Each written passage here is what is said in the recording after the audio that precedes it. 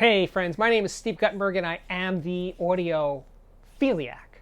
So, I was thinking back in the days before remote controls were common, and that would be certainly in the 70s and probably most of the 80s, that high-end audio equipment, as opposed to mass market receivers, didn't have remote controls. You had to get up. Imagine, you had to get up and change the volume. Holy crap. You had to get up to change the balance. You had to get up anyway because you were changing records every 20 minutes. In the pre-digital days, record side, LP side was 20, 22 minutes or something. So you're getting up a lot anyway. So I guess the routine was that you would change the record, start the record, judge how loud you wanted it while you were standing there anyway, reach over, turn the volume control, okay, and then you'd sit down and then you'd enjoy that music. Probably in those days by not multitasking, not by doing other stuff. That's another story. But anyway, so remote controls took over, and now people demand remote controls. I remember it was like 2 years ago when I reviewed the Ragnarok, which is a $1,700 integrated amplifier. It doesn't have a remote control. And I really wondered at that time when I wrote the review, would that be a deal breaker? Would people not buy a $1,700 integrated amplifier because it didn't have remote control? It did everything else really well. It sounded really good, was super well made, had a killer headphone amplifier. It was wonderful, but it didn't have a remote. And I'm sure shit lost sales because Ragnarok didn't have a remote control. I was thinking, I own an Almaro 205A integrated tube amplifier. It doesn't have a remote control. So when I play it, I get up. I change the volume. What's the big freaking deal,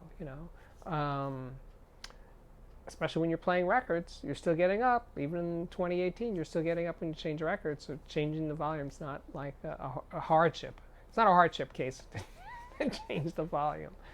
It's funny. I have an NAD 316 BEE, which does have remote control, but I misplaced the remote control so long ago, I forgot it had a remote control. So I've been using it for years without a remote control. I just found the remote control, so I'm back to using remote control.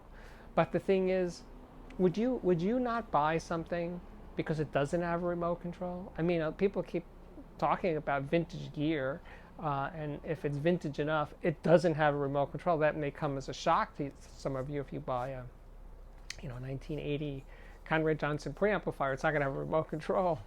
So that fascinates me, how people get seduced by convenience to the point that even when something is really, really good, they don't buy it because it doesn't have this thing.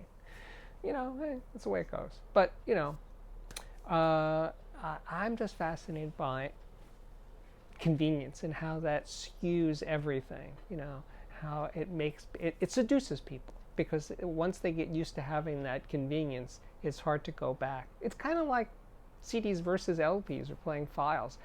I think part of the reason that a lot of audiophiles, even very serious audiophiles, don't play LPs is just because they're used to just not getting up. It's just like too much work, they say.